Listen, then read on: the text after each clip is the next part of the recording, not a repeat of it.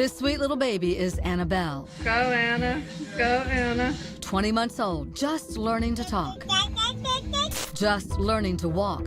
No one could ever guess that her life would be cut so short.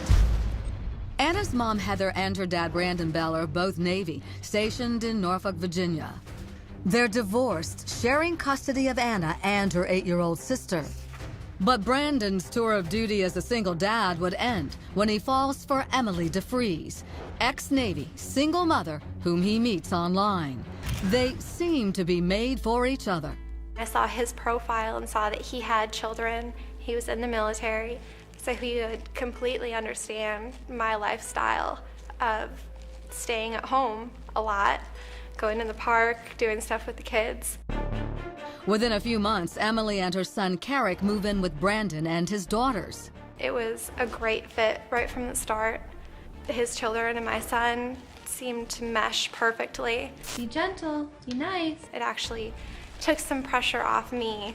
I wasn't the playmate anymore, so it actually made things a little bit easier to have them play with each other. But not everyone was thrilled with the new arrangements. Before I had even met Brandon's children, he had kind of warned me that his older daughter would have explosive tantrums. She would lash out. There were times when it turned towards me, and she physically had slammed me into a wall before because she was big enough to move me. Despite the concerns, Brandon moves forward with his plans for a new family. At a Navy party on Saturday, May 17th, he makes a surprise announcement. He took the mic and called me up and proposed to me. So this was a happy occasion? Very much. But not for Anna's older sister. She made it very clear in the car ride home that she was not happy about us getting engaged. I tried to speak with her and let her know that Carrick and I coming into her family was not going to push her out, that her dad still loved her just as much as he always had. But the afterglow of the engagement wouldn't last even a day. The next morning, Brandon leaves early for work. Emily is alone with the 3 children. We didn't have anywhere to go. We had no pressures on us that morning. It seemed like things had been going fairly smoothly. Text messages between Emily and Brandon show everything's under control at home. She writes, "Got the kids watching Curious George and I'm doing my unemployment claim." Brandon responds, "Good. Curious George is a kid magnet." Late in the day, Emily tends to her toddler son and Anna's 8-year-old sister in the backyard. Emily texts Brandon saying Anna was taking an extended afternoon nap upstairs. How long had she been sleeping at that point? I'm not sure. I don't know exactly what time she went down. At 5:30 p.m., Emily says she went inside to check on Anna and came face to face with every parent's nightmare. As soon as I walked in and my eyes adjusted to being darker, I saw her at the bottom of the stairs. I ran over and she looked like her color wasn't good. Emily can be heard in this frantic 911 call. She's still unconscious? Yes. Yeah, I don't know if she's breathing anymore. She continued breathing. I did CPR with the 911 operator until the EMTs got there. Hours later at the hospital, Anna's panicked mom, Heather, races in to devastating news. Doctor sat down and she said Anna didn't make it. And that's when I was like, what? And I fell down off my chair. In the ER, the heartbroken mom sees something no parent should ever witness. Anna, I could remember how she was laying. Her head was like this way. And she had a tube in her mouth and she had a bruise on her forehead. And she wouldn't wake up. So I don't know. I only got to spend 5 minutes. I should have spent longer, but she wasn't there, obviously. The next day, an autopsy and shock. The injuries are consistent with a fall, but results show something much more sinister happened here. This wasn't a toddler's innocent tumble down the stairs. Something very horrible happened to this little girl. Not even 2 years old, little Annabelle is lying lifeless at the bottom of the stairs. Norfolk 911, what's your emergency? My stepdaughter fell down the stairs. Her father's fiancée, Emily Defries, claims she discovered Anna after the toddler accidentally took a terrible tumble. But cops claim this was no accident. They're about to charge Emily Defries with murder. The medical examiner lost count of how many bruises Anna had on her back. She had a skull fracture over 4 inches long that came to a T. She had hemorrhaging in her eyes. She had bruising in her stomach from being pushed down. She had bruises around her neck. She went through hell. Yeah. Emily Defries was the only adult home when Anna was killed, but claims she didn't see anything. I didn't see those injuries occur. I don't know what happened. But cops think they do. Emily just became engaged to Anna's father the night before. She wanted to focus on wedding plans, but Anna wouldn't take her nap, and prosecutors say the punishment went too far, claiming Emily shook Anna and smashed her head against the floor or wall, then placed her at the bottom of the stairs to stage a cover-up. Do you understand the back of her head is smashed in? Yes. They confronted me very aggressively that day and told me that I was a murderer, that I had done this, that they knew I had done this. There was no other explanation. Anna did not walk to the top of them stairs, and Anna did not fall. You placed her at the bottom of those stairs. No, I did not. Yes, you did. No, I did not. Yes, you did. They didn't want to hear anything other than that. I wasn't able to really explain anything or tell them that that wasn't true. I loved my life. It was amazing having both of them. Yeah, and you know what? As a mother myself that has little ones at home, it can get overwhelming. It wasn't. Emily, come on now. It is time for the lies to stop. There's nothing that I'm lying about. The I medical don't know what examiner. happened to her.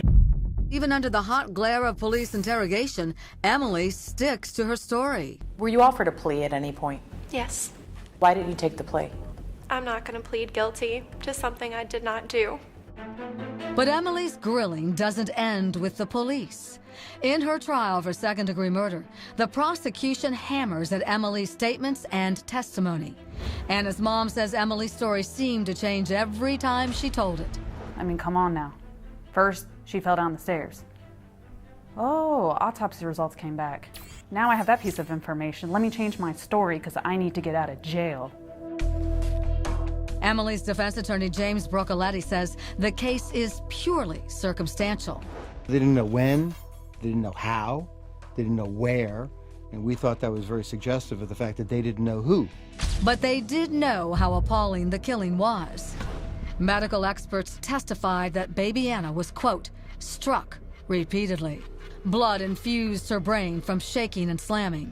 Her little arm dislocated from a pulling or twisting force. And the killing blow, a smashed skull from blunt force trauma against a hard object.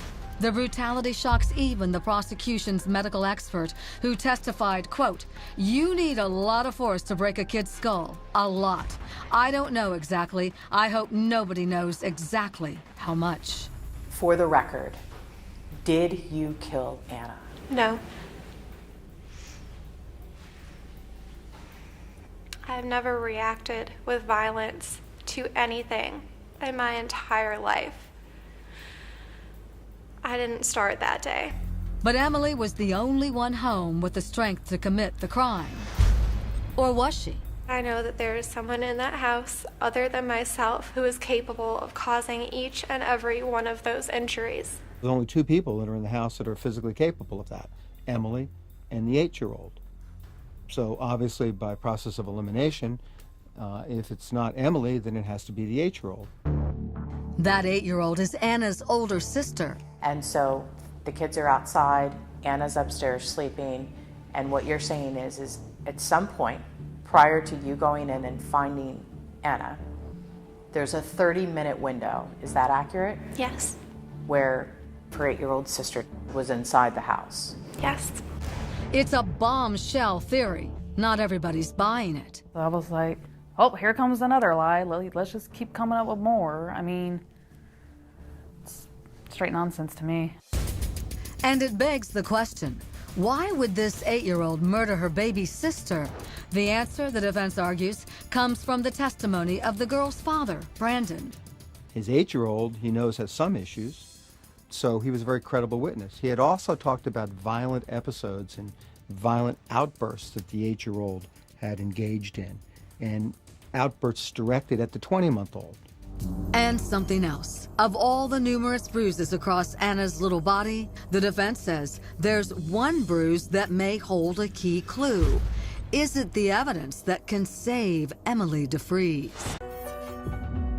Emily Defries is on the attack, shocking police by pointing the finger at an 8-year-old girl who was about to become her stepdaughter, accusing that 8-year-old of killing her very own baby sister. There are many other instances where children around the same age have killed their younger siblings. It's not inconceivable. Defries has been charged with murdering little 20-month-old Annabelle. Her skull crushed and bruises found all over her body. Defries' defense says it's one of those bruises that proves it was Anna's older sister who killed her, not Emily Defries. In one of the bedrooms, there was bunk beds. These bunk beds had drawers that would pull out. On the drawer, there was a handle. The handle was a crescent-shaped handle. A bruise was found on her stomach area, which we felt was indicative of that crescent-shaped handle and was reflective of having been thrown against that dresser, thrown against that drawer, which then would also have been responsible for the blunt force trauma to the head. It's a clue, the defense claims, that opens up an entirely different scenario. I don't think that, and I don't think we argued to the jury, that she premeditated anything. Number one, I don't think an 8-year-old can premeditate something like that. I think it's an issue of rage, it's an issue of emotion, it's an issue of a reaction that occurred when Anna was either playing in the 8-year-old's room or playing with her toys or something that got her upset, and she just took her and shook her and hit her up against the thing and left her there, and Anna very easily could have crawled to the stairs and fallen down the bottom of the stairs, easily. The defense calls Anna's older sister to the stand. But when asked about her anger or whether she ever hurt her sister, she often answers, "I don't know," and "I don't remember." She was very blasé about a lot of things and didn't really talk in terms of great emotion about her sister or great feelings towards her sister. So it's very difficult to get anything concrete. After the 4-day trial, the question is put to the jury. Who was responsible for baby Anna's death? 24-year-old Emily or Anna's 8-year-old sister? We thought that we had put a lot of these pieces of the puzzle together to be able to focus the attention on the 8-year-old. But that's a very difficult thing to a jury. Foreman Robert Baker says the jury considered all the evidence, and no clear picture emerged of the moment Anna was killed. Do you believe that Emily is a killer? Well, this gets back to, is this a horrible accident gone wrong? Or, was she intent on, actually maliciously wounding this child? I didn't see that. Less than a day later, the 12 men and women render a verdict. And despite some doubt, Emily Defries is found guilty of second-degree murder. You believe Emily is responsible, but you're not 100% convinced that she's the one who actually did this to this baby. Correct. You're just not sure exactly how this happened, and that is the question. That was the biggest question for me. Is trying to figure that out. I would like to have an easy answer, and there wasn't one. But ultimately, I think Emily is responsible for the safekeeping of that child, and it didn't happen. That alone may have sealed Emily's fate. Under the law, her being the only adult in the house is sufficient for the jury to find that she's responsible for the offense. The jury hands down the sentence, 20 years in prison. It could have been 40. It was a compromise, which reflected to me that it was a compromise in the jury room in terms of the guilt or innocence as well. 40 years have been very easy if we had a video of her shaking and hitting the child against a wall or a hard surface, and it's undisputable. But that wasn't the case. So the doubt crept in. I think that's where we resolved to the 20 years. It was almost a year for every month that the child was alive. Compromise is no consolation to Anna's mom. Why was her life only worth 20 years? you feel that the sentence should have been harsher. Yes. At first, Anna's father stood by Emily Defries, but recently broke things off. Just 1 year into a 20-year sentence, Emily is still fighting to clear her name. Attorney Eric Korsland thinks she may have a chance. He's leading a team to appeal her conviction. I think in this case, the tragedy just really overshadowed her presumption of innocence. We shouldn't convict somebody and deprive them of their liberty for 2 decades because it's possible she could have done this. How confident are you in overturning this verdict? Unfortunately, not very confident. It's very difficult to overturn a verdict. The Court of Appeals is going to say the jury heard the case, the jury was there, they saw the witnesses, they made their decision. But one tragedy overshadows them all. Little Annabelle is gone forever. I loved her like she was mine. I fell in love with her. She was sweet. She was a very happy baby. We did reach out to Brandon Bell, who stood by Emily during her trial, to get his side of the story. He didn't return our calls. Now, you heard how conflicted the jury was, so I want to ask you, do you believe her story? I'm ready. I'm ready to fight. I'm ready to get the truth out. But what is the truth? Is Defries doing time for a crime she didn't commit? Many are still tormented by that question. So Crime Watch Daily brought in Stan Walters, a man who makes his living catching liars in the act. What is the key to detecting deception in an interview? Most people think it's body language. And everybody's looking for that one secret key, that one special move, that one break in eye contact, the one fidget, and we're looking at the wrong things. It's better to pay attention to the listening portion, the verbal portion, and then look for what's missing or what's embellished. Stan is an interview specialist. He's been training police departments and the military on interview techniques for 35 years. We asked Stan to take a look at our exclusive interview with Emily Defries, and he sees some red flags. The main point that Michelle had asked her was, tell me what happened that day. And all of a sudden she began to drop details and the timeline disappeared. And I could see big jumps in the timelines. So I knew that for some reason there appeared to be an avoidance there. Now, that in itself doesn't mean she committed the murder, but as the interviewer, why am I missing these spots? Why is she skipping those points? I had tried to guess and estimate for the police what time things happened that day, and I was mistaken when things happened. Memory lapse is one of the most frequently used forms of avoidance. It's hard as the interviewer to attack it because you have nothing to grab onto. So it's going to be a stalling tactic, and in that way I don't have to make up a story that could be challenged. And there's another one. Mm-hmm. The one that was really critical was when Emily describes it was a slow day, it was a free day, and all of a sudden she has a very specific 30-minute window and calls specifically 30 minutes. The older sister is in the house alone, supposedly with Anna. What you're saying is at some point prior to you going in and finding Anna, there's a 30-minute window. Is that accurate? Yes. Where her 8-year-old sister was inside the house. Yes. But she's not been looking at the clock, can't remember time up till here. But all of a sudden, we got a specific 30 minutes. What does that say to you? To me, that's a critical window right there. No other reference at times, no other estimates at times. How do we know it's 30 minutes? If you're not watching, don't have some representation in your mind. I know that there is someone in that house other than myself who is capable of causing each and every one of those injuries.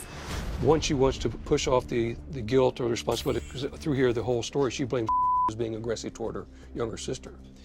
And so this block, she has to account for that block of time. If she is involved, in my opinion, that's the 30-minute block when this incident actually occurred, when she had the interaction with Anna, that Anna got hurt.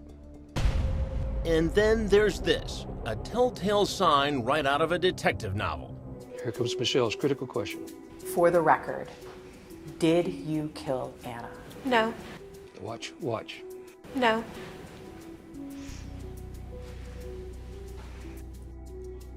No. It's an emotional leak. Very nuanced. Very small. But a leak nevertheless. A leak nonetheless. She doesn't believe her own answer. In some way, She feels responsibility, her actions, lack of action, foul play, whatever. She feels emotionally a connection to cause of the child's death. And whether that was because she left the child alone and didn't monitor the child, or she was a principal actor in it. She didn't believe her own response.